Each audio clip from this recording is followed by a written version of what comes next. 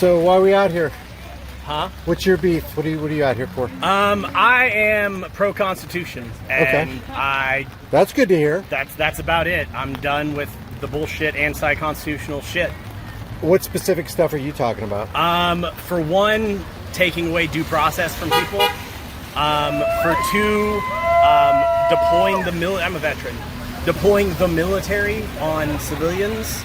I get National Guard's allowed to be called. The active duty military, federal level, is not allowed to be called. Right. And that's... What do you think about the military parade being conducted today in Washington, D.C.? I don't care. Like, honestly, it's for show, and I don't care. Do you think we should be spending that kind of money? That's a crazy amount of money. We spend 10 times more than that on stupid stuff. Like, if it was truly for the troops, I'd be all for it. Mm-hmm. But it's for show, and obviously not. Yeah, obviously for show, huh? What else do you have unconstitutional against Donald Trump specifically, or is this just a broad brush? I mean, sick of the unconstitutional he's the one in stuff. charge of it doing it, so yeah. I mean, it's primarily him. But I mean, in general, him and anybody in charge of him not in charge of him, sorry. Him and anybody in his cabinet who are doing the things. Yeah, well, there are people in charge of Trump. Obviously, he's working for special interests. He's definitely on the hook for Israel, right? AIPAC. I'm not gonna talk on those kinds of things because, like, for stuff like that, I don't have the proof in front of me. I do have the proof in front of me that what he's doing with that what he's doing is anti-constitutional. Pete Hegseth, I'm not saying Hegseth, and the BS he's doing with the military right now is just absolute trash. And what specifically do you have a problem with as far as the immigration thing going on? With the ICE raids and all that? I would say how they're conducting is a big issue. Like, I understand that people need to go through a process, but for one, they're going after people who are trying to go through the process. Undocumented, yeah. Yeah. Well, not just that. Immigration judges are considered executive, not judicial. And so Trump has say over how they conduct things. And so they've changed how the immigration process even works right now.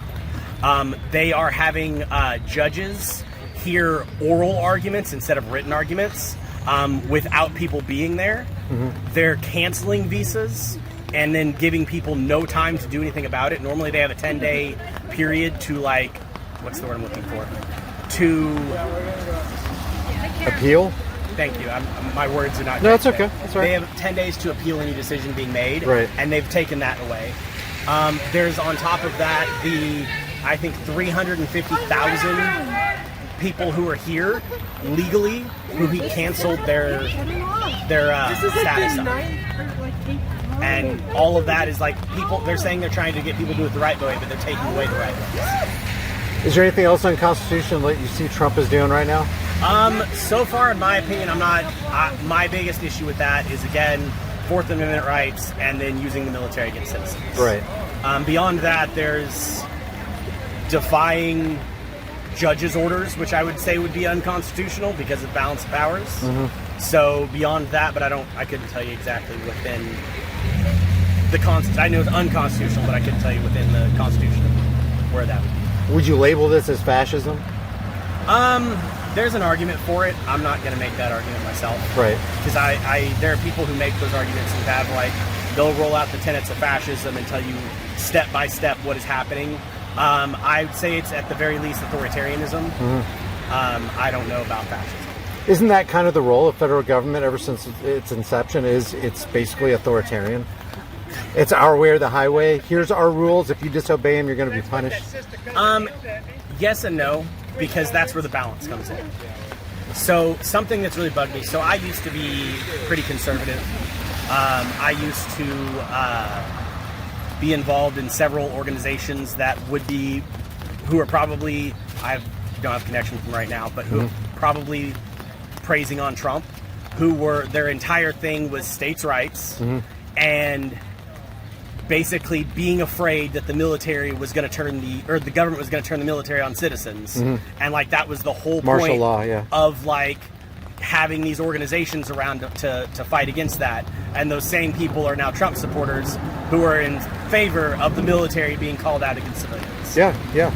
I remember back in 2005 with Hurricane Katrina, when they called out the National Guard to round up all the guns for the people who wanted to stay by. And I don't agree with that. Yeah, and neither did conservatives, and now they do. Yeah, and to your point. And I'm a weird person because I'm very liberal socially, but I'm also very constitutionalist.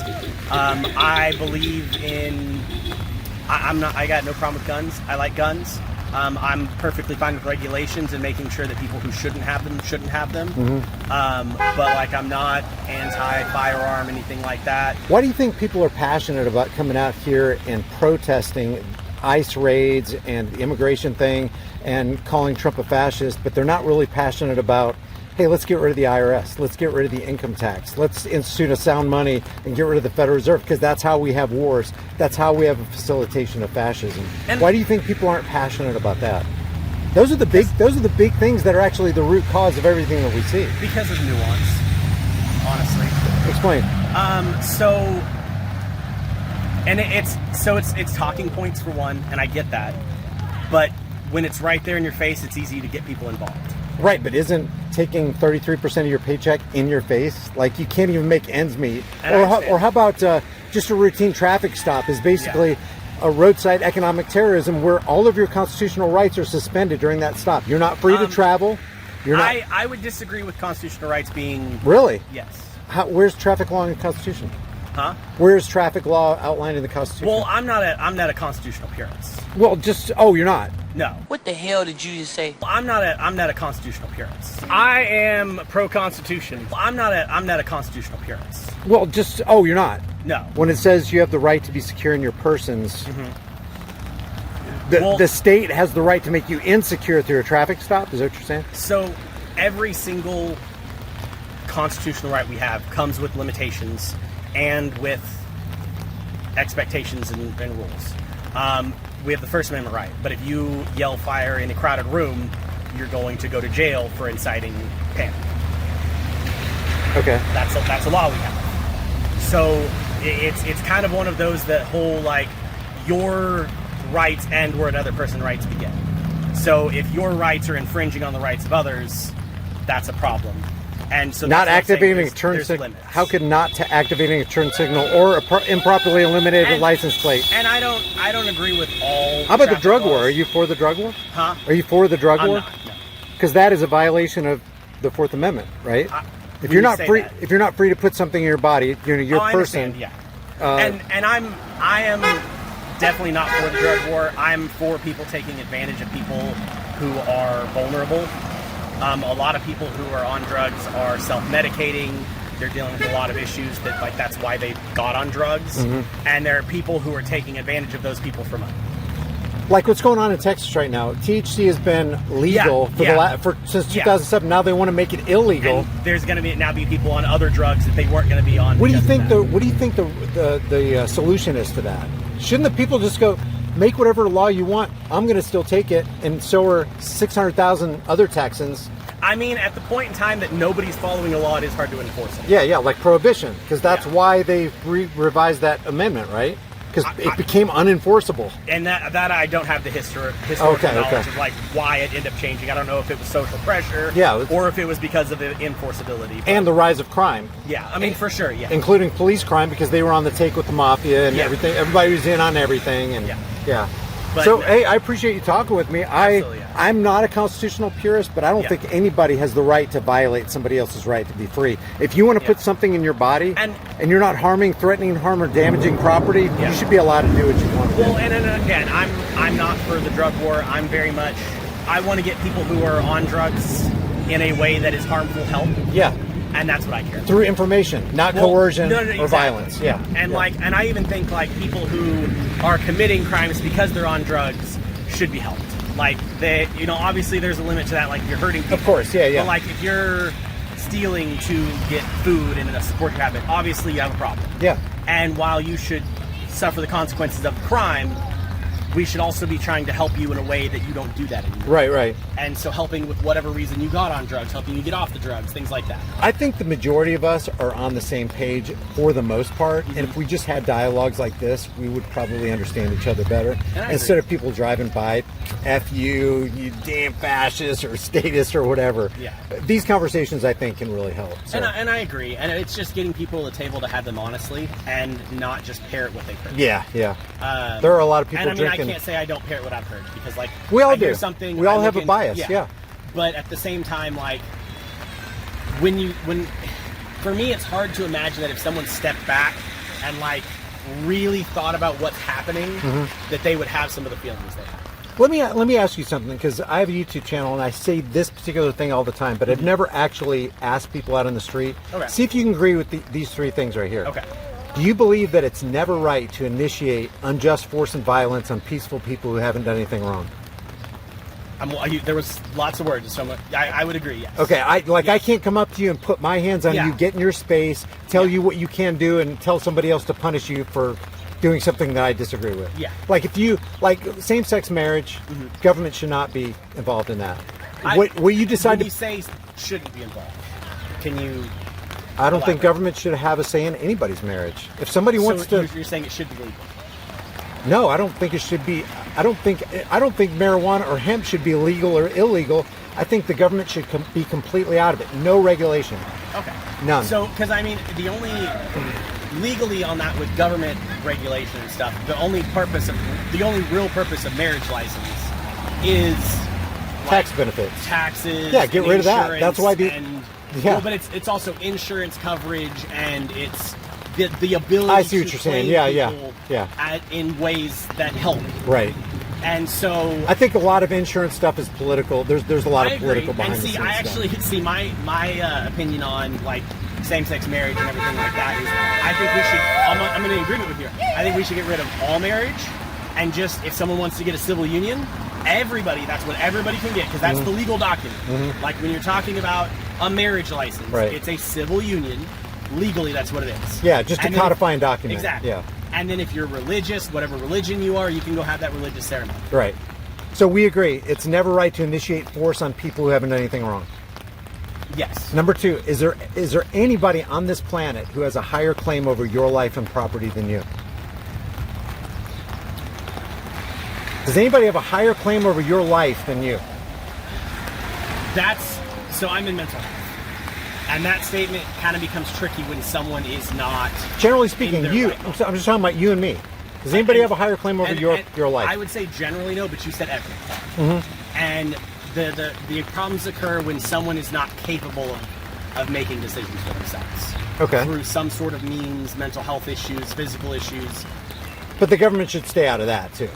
But who decides and how do you regulate when someone's crossed that line? And who enforces when someone's crossed that line? Well, nothing should ever be enforced unless somebody's violating somebody else's rights. Well, or coercing them, or threatening them. But that one becomes like when someone's a danger to themselves. And someone is, for some reason, not in their right mind, becomes a danger to themselves. What do we do at that point? Do we let them be a danger to themselves? Let the free market do what the free market's going to do.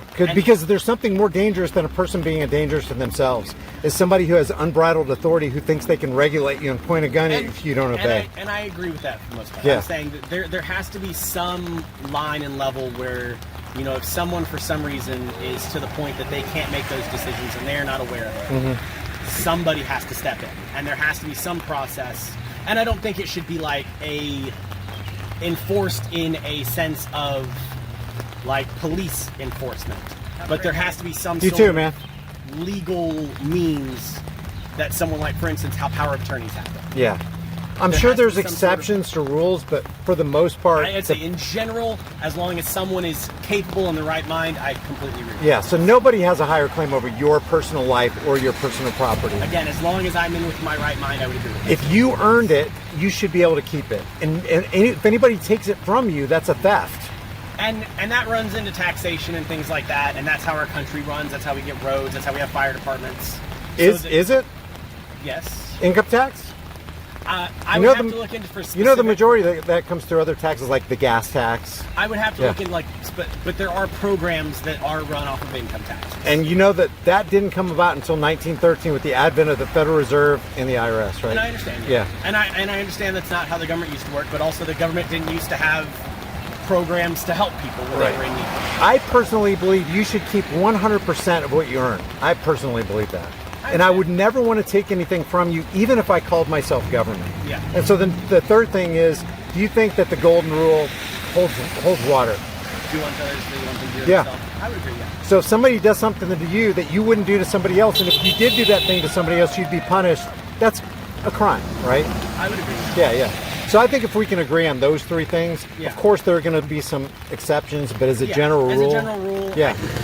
Right. Like that, I kind of get into like when it, the nothing should ever be taken from each earned, because we do have social responsibility, and within that, I think that it should be fair, and it shouldn't be as shouldn't it be voluntary? loopholey. And that's what responsibility versus like want comes in. Yeah, I mean, but are you going to advocate force to happen to somebody else that doesn't want to participate in a particular program? Like, what if somebody wants to force you to pay for a wedding cake, or force you to pay for an abortion, or force you to pay for the next war? And Would- I do want, and again, Don't you want to opt out of that? I'm there and I understand that. It's just Do you want to opt out of that though? I don't want to be forced to pay for that guy to kill that guy in a foreign land. and I understand where that's coming from. My issue with it comes from because when what happens when enough people opt out of it, that we have children starving to death more so than we already do. That happens more under a government regime, because what they do is they eke out the charities that we're helping, and they step in and become the welfare state, which wastes money, and more people go starving, and we have more homeless people now than we did a decade ago. We also It's actually, when the government gets involved, things get more expensive and the problem gets worse. 100% of the time. I'm not saying that it needs to change the way that it happens. I think people should have a lot more say in how government functions, beyond just voting every 2 to 4 years. But I do believe we have some social responsibilities that we shouldn't be able to opt out of. And if we do try to opt out of them, force should be applied against us and a government gun should be pointed in our face? Because that's what happens, you know that. And I understand. You're not for violence, right? No, and I think there's, I think there are other means that can happen. Again, we have taxes taken out of our paychecks. How is that consistent, though, by saying, I believe that you shouldn't be able to opt out of it? You say you're not for violence, but you know what it means if you try to opt out of it and then the government knocks at your door and goes, hey, you're coming back in. I don't agree with those things. I think there's a way to do it with that not being an issue. Again, we have money taken out of our checks whether we want to or not. Which is wrong. And that's the if I tapped into your computer and I just took 2% and you didn't know it, but you found out a year later, it's like, you took 2% from me, you'd be pissed. Because it's wrong. And I do understand the I know you understand it, but you know it would be wrong, right? Without my knowledge or acceptance, yes. Yeah. Well, what if you found out? But again, would that be theft? If you found out how much they took against your will, would that be theft? Again, we live in a system of social responsibility. I'm in mental health. The number of people I see that have government either subsidized or funded mental health, people who are on food stamps, that if they didn't have that, they would starve to death. And when we talk about prior to food stamps and stuff, people were still starving to death at, depending on what happened and where they were at, higher rates. Yeah, but even though you're saying all these seemingly good things, you're still saying, no, we need to fund this program, and how we fund it is through the initiation of force on people who want to opt out. And there's a lot of people who want to opt out. And again, I believe if we're going to live in society, we have social responsibility. Social contract? Huh? Is that like the social contract idea? A little bit, yeah. But my whole thing is, because I understand. And that's probably why we can't get together, because you're for violence, the violence of the state. Really? Yeah. See, I feel like, I don't think that it should operate the way it's operating. But you don't think people should be able to opt out? I don't. So I think if you're working, but you understand, paycheck, it just automatically gets taken out. But you understand, and there's no problem. But you understand, not opting out means that if you try to opt out, the government goes after you and actually throws you into a cage. Again, if it's automatically taken out and you just don't have a choice of whether it's taken out. But it's against your will. again, that's where You're I think okay with social that? contracts. I feel like, again, there shouldn't be violence because someone doesn't pay their taxes. But I do believe that But you know there is. I do, and I don't agree with that, and I think that should never happen. I don't think someone should. But you're approving of the system that makes it happen. I'm approving. It's like tacit consent, right? I would disagree because Really? I can agree that something needs to happen and disagree with how it's happening. You don't see an inconsistency there?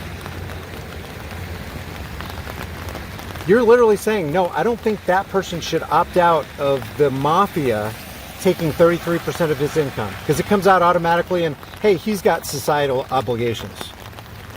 Again, I know, but... Yeah, I know. That's what makes me cringe, man. There's a lot of people on board with statism. I would just like maybe... Have you ever seen the movie Jones Plantation? I don't think I have. Check out the Jones Plantation. It's based on a book called The Most Dangerous Superstition by Larkin Rose. Check it out because it's basically what's wrong with Democrats and Republicans is that they're statists. In other words, they approve of the government. Yeah. The literal meaning of government is guverno and mentis, to control the mind or mind control. Okay. Government is all about controlling. Even George Washington said the government is not eloquence, it is not reason, it is force. Yeah. And like fire, it's a dangerous servant and a fearful master. And if you approve of that, they've successfully demoralized you. Politics is a demoralization campaign because the federal government it's a death cult. We have racked up more bodies than any other nation in the history of the world. Yeah. And like I said, my problem, and if there was an alternate, and here's where I'm.